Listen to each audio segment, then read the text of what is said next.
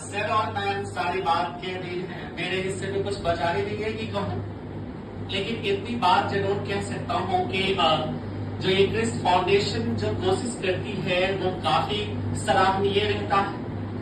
हमेशा मैं देखा हूँ कि छोटी छोटी चीजें ये जोड़ने की कोशिश करते हैं इनकी टीम, और ये खुद बहुत मेहनती है।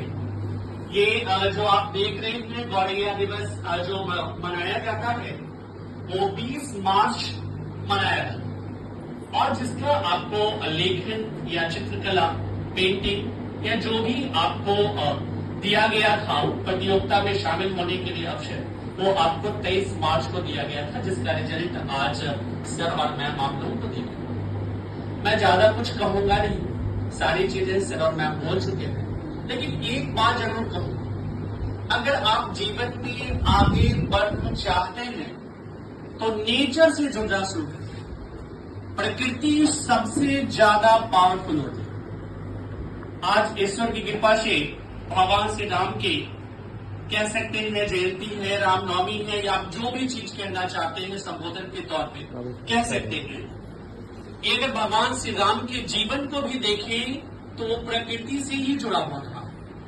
जब जब भी उनके जीवन में परेशानी आई है, अगर उस यात्रा को अगर हम ठीक से देखें तो उनके दोस्तों की दुनिया में उनके साथी के तौर पे वन में रहने के समय में प्रकृति ही थी। प्रकृति से जुड़ करके ही उन्होंने सारा चीज किया था। उनके साथी के तौर पे भालू, उनके साथी के तौर पे गौरैया, उनके साथी के तौर पे और उसके जीवन के हिस्से में मारिच के रूप में आया हुआ जीव।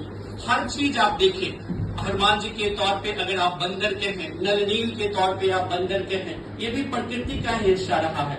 आप अगर एक छोटी सी इकाई के तौर पे देखें गिलहरी को भी, तो वो भी एक प्रकृति का ही हिस्सा रहा है, जो उनके जीवन में, उनके जीवन रूपी फूल के निर्माण में बहुत मतलब कह सकते हैं अविश्वसनीय योगदान उन्होंने दिया। यानी नेचर हमारे जीवन में बहुत जरूरी है।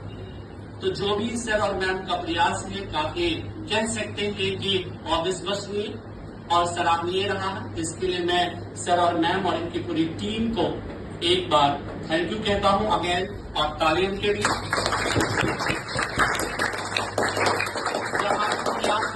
आपको रिजल्ट मैम दे देंगी। सफलता और असफलता बहुत बड़ी चीज नहीं है। आप बस अपने पाथ पे चलते रहिए, आपका जो रास्ता है उस रास्ते पे आगे बढ़ते रहिए, और जो आपके हिस्से में है वो करते रहिए। ये फर्क नहीं पड़ता है कि आप सफल हो रहे हैं या असफल, वो ऊपर वालों के हाथ में है। वो जो चाहेंगे वो होगा। बस सफलता की सीढ़ी एक एक करके चलते रहिए। चलिए, थैंक यू।